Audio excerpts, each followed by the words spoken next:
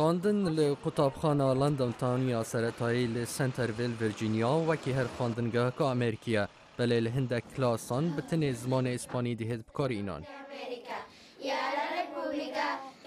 حتی سوندا سوزداری بوالات الدست که همه روژن خواندنه به اسپانیه.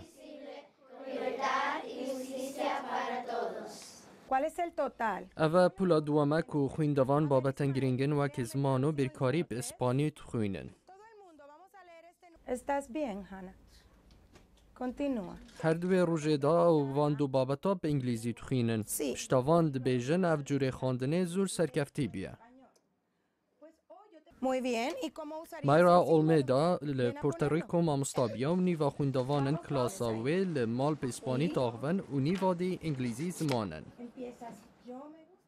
So what happens is when these both دم اف هر دو کمالت گهنه ایک اش ایک و دو فرده بن که اوجی باشترین تشته. Buenos días, Jennifer. لتمنه که کم دست بخویندنت کن. لکلاسا هلن ارزولا زاروکن مالباتن انگلیزی زمان رنگ چجارا گل زمان اسپانی نبینه. زارو که بری 8 سالان وکو مکینه که فربون زمانیه. اش بر هنده اوت هنه وره دافر زمانی ببن. So this is the time to learn a language. پروگرام خویندنا به دو زمانا بر بزیده بونه دچن. ل10 سالن بوری بصدان خواندنگه لسرانسری امریکای پروگرامن دو زمان دست بکرن. ارزولا دبیجید زاروکن اسپانی زمان مفایل فربونی به زمان خود بینن.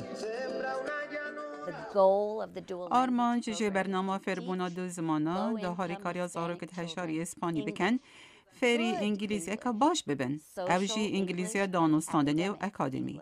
اوجی بتنلیوی وقتی دوید که زمان دایی که باش بزانن. بله رخنگر هشتا باور ناکن که پروگرامن لوی جوری دی سرکفتی بن و دبیجن لراپردوی فربونا به دو زمانا بویا صدما هنده که خویندوانن اسپانیج فربونا انگلیزی سز بن کیسی مکالپن ریوبری گروپا بناوه پرو انگلیشه. شرزایی دیروکی امهنه که بگومان خستنه چکو تشتکی دیه وکا دیار هزدکا گلک کرهاتیه. بله جمارا پروگرامن دوزمانی باجران زیده به نزدیکی 12 خواندنگه لدوربری واشنگتن کورسن به اسپانی، فرانسی و آلمانی و ژاپنی هنه هندک جوان خویندوانا لپولا ششه اوی باغچه زاروکا به اسپانی تخوینن. دایکی بابی من باور دکن جمر را باشه بتر زمان بزانم. من بخوش فری زمان اسپانی ببم. اجبر کو من بخوش فری زمان دی ببم. او نه براستی فکر کنه او صایر لدوربر اکیبی هر کس اسپانی بزانتن تو دگلوان بی.